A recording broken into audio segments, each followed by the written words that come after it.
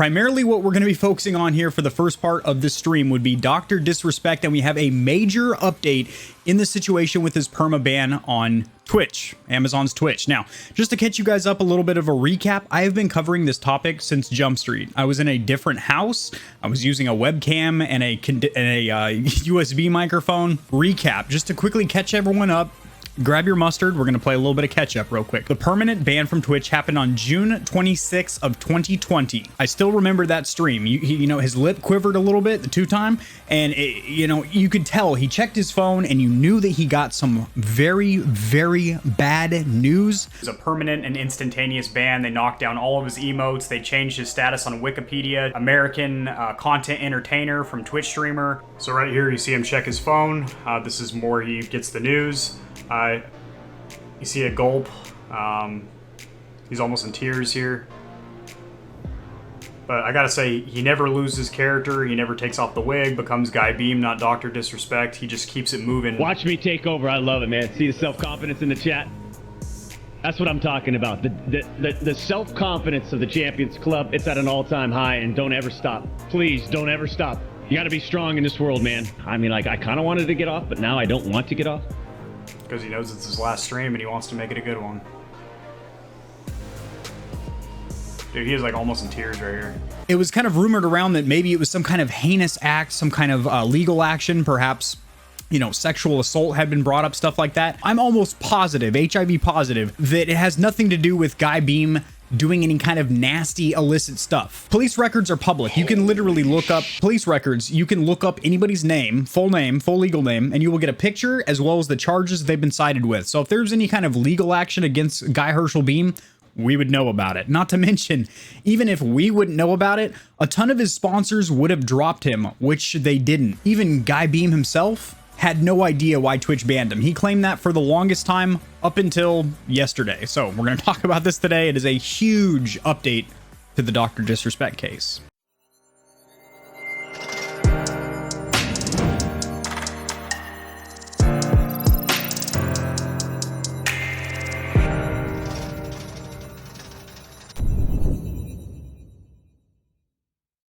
And the statement that they originally gave him when they banned him was the most generic cookie cutter response they could muster. It literally had no personalized information. It was just, as is our policy, we take appropriate action when we have evidence that a streamer has acted in violation of our community guidelines in TOS or terms of service.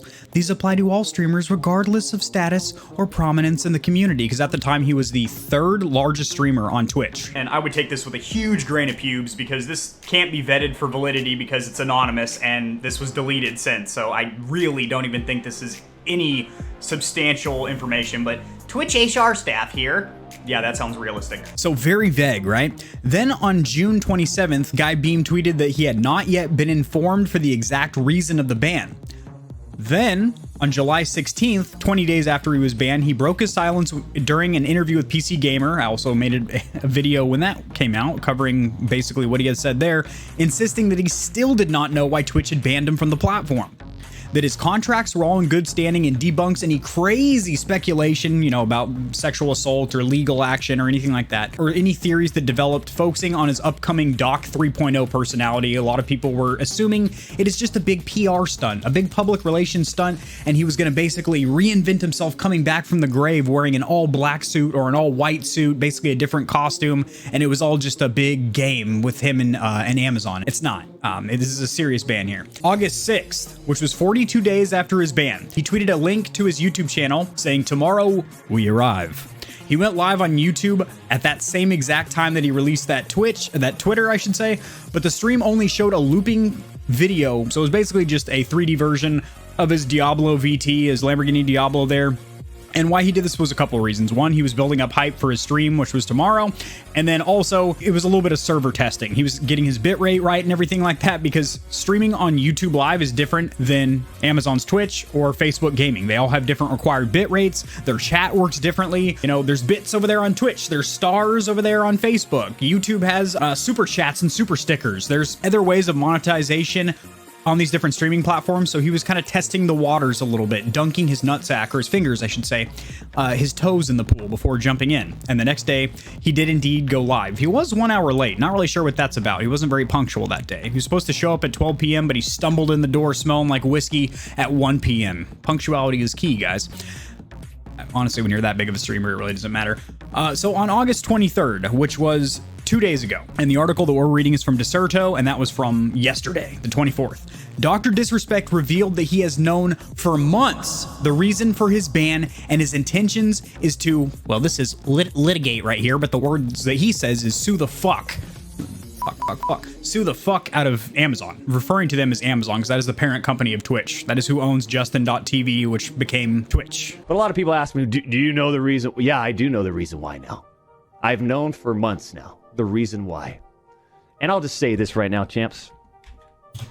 There's a reason why we're suing the fuck out of them. Okay? I don't know how else to put it. The amount of damages and you just don't... So the key word to take away here, he says now under his breath. Yeah, I do know the reason why now. I've known for months now. So for months now. So he's known for quite some time now, but he hasn't been able to talk about it. Obviously, a lot of people were saying that if it was contract-based, there's some kind of NDA or non-disclosure agreement and whatnot, and that might very well be the case. But the thing is, about this whole theory, there were two of them. One was the three cadets theory that basically they wanted to take him off the platform to get the additional money from his contract to put towards Shroud. Ninja, who they both did get pulled back from Mixer, which shut their doors. Rid of you, huh? Just out of nowhere. And then bringing in 3 new cadets. He's definitely hinting around at something, guys. I don't have to be Sherlock Holmes and whip out my magnifying glass to figure out what he's hinting out around here. I want to hear from one of these cadets, though. Hopefully he'll take off his beret, stand at ease, and give us a little information. Are you mad that you can't play with Doc because of Twitch? No. Over to Twitch, and then the third one, people were saying like Pokemon or something, but she was already on the platform, so that doesn't make any goddamn sense. But the main one that makes sense is the fact that he was actually playing Mixer and Twitch against each other to try and get a fatter deal. And basically, Twitch had stuck with him through some really rough times when he went through 2 temporary bans and whatnot, and he was kind of a controversial streamer at certain times, and they stuck by him, and he was kind of mom and popping Mixer to get more money, saying, hey, Microsoft Mixer is actually offering me a fatter deal. Come to find out, less than 1 week later, Mixer shuts down its doors, and then Twitch is like, what the fuck, Guy Beam? Like, really? And then they can him because of that, because he was basically embellishing or lying about offers from Mixer to get a better deal from Twitch. That makes the most sense. And if that is the case, there is most likely a loophole where he can actually sue them, even though he's technically in some kind of breach of terms of service. So hopefully this works out for Guy Beam here. I can guarantee you that Amazon has some serious lawyers on retainer and whatnot. However, Guy Beam has a substantial following. I'm sure he's not hurting or anything, but from a financial standpoint, he is only making about a quarter of the earnings that he was on Twitch. This is directly from the horse's mouth, not to call the man a horse or anything, but basically he said that this has affected him in many aspects of his career as a streamer. For example, networking and marketing. A lot of companies simply won't shake hands with them or hop into bed and frolic with them because they're still curious. Why did you get banned? This isn't public information yet. Nobody really knows where the wild goose goes. So a lot of, companies that maybe have a more wholesome reputation, like he mentions on a stream, Disney and stuff like that, he can't get partnerships with them because they're curious. Did he do some sick, heinous stuff? We didn't know if he got heinous in the anus. We have no idea. So that's just something to keep in mind there. Finally, Dr. Disrespect also noted his previous contract with the Purple Snake, as he calls Twitch. I love that name. Huge earning losses from Twitch ban. Anytime you make a jump on a platform, even if you are a large streamer, but especially a small to medium content creator where people might particularly be following the platform that you're on or the game that you play because they resonate with that and enjoy that more than your actual content, than you being entertaining or you being attractive or you being funny or you being educational with your tutorials and whatnot. That's when you kind of separate your loyal fans from people that are just following you on Twitch because it's got a sweet overlay system and they like raids and hosts and bits and whatnot.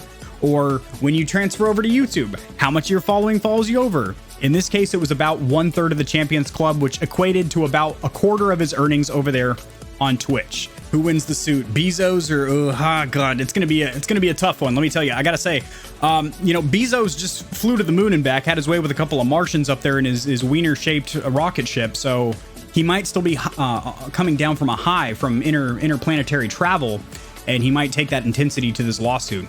We'll have to find out. Even though Dr. Disrespect says he's been blacklisted and shadow banned by partners and sponsors, he seems to still be doing pretty well, at least from the outside looking in.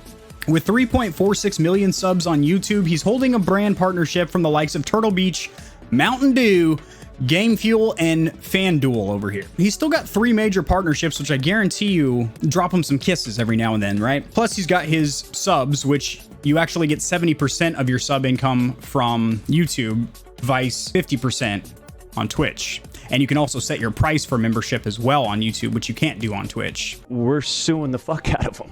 They're suing the fuck out of him, I don't know Champions how else Club. to put it. I'm gonna hit him with The amount of damages two-time lawsuit. and you just don't. No. No. No, sister, you don't do it. Hope you guys couldn't even see what I was looking at. Pokey, yeah, I'm on YouTube Live, I'm on Twitch, and I'm on Facebook Gaming right now. Hence the little multi-chat right there. So moving on with the Dr. Disrespecting, as you know, he had a lot of friends, not only on Twitch, but in the streaming community, no matter what the platform. One of his major friends was Tim the Tap Man. And one of the hardest things for their friendship, as well as the friendship of virtually everyone that he played with, is the fact that not only could he not be on the Twitch, not be on Twitch on his own channel, they took off his emotes, his badges, they basically wiped his existence from the platform, and he couldn't even be a guest. He couldn't, be in Discord with his voice, playing with any of his friends or anything like that. And Tim and Nick, they're not going to get off. They're not going to go quit their job and go to a different platform because they can't stream with their buddy. But so it kind of fell by the wayside that he couldn't really hang out with his bros anymore, squat up with the boys. Tim has been saying some very kind words about his buddy over here. He says, "I'll try not to tear up when I read this. There is a little bit of dust in my room and my allergies do flare up from time to time, but we'll see if we can muscle our way through it, Stallions." Hey, Doc, if you're watching, bro, for what it's worth, I miss you. I miss us. Almost sounds like a relationship, like a romantic relationship. He confesses, "I hope life's good. And for what it's worth, man, I've been tuning into your streams on YouTube, and honestly, for what it's worth, you're doing really well over there too."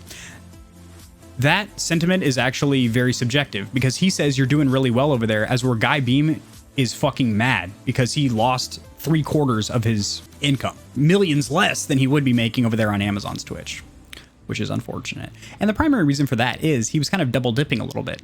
A lot of these Twitch streamers do it. Their primary platform is Twitch, but then they use YouTube as a dumping ground. These aren't, thoroughbred YouTubers or anything like that have editing knowledge or how to create like small form factor movies basically for YouTube. They just take gameplay footage and whatnot, or like what Nick does. He'll have like a 35-second, "Hey, like the video," like just, explain what's going on in the video, and then just dumpster dump gameplay footage, unedited, just, here you go, this is a match today, I slapped some titties off. Apparently he was very close friends with a lot of streamers, but it seemed like him and Tim, I know they used to duo stream a lot.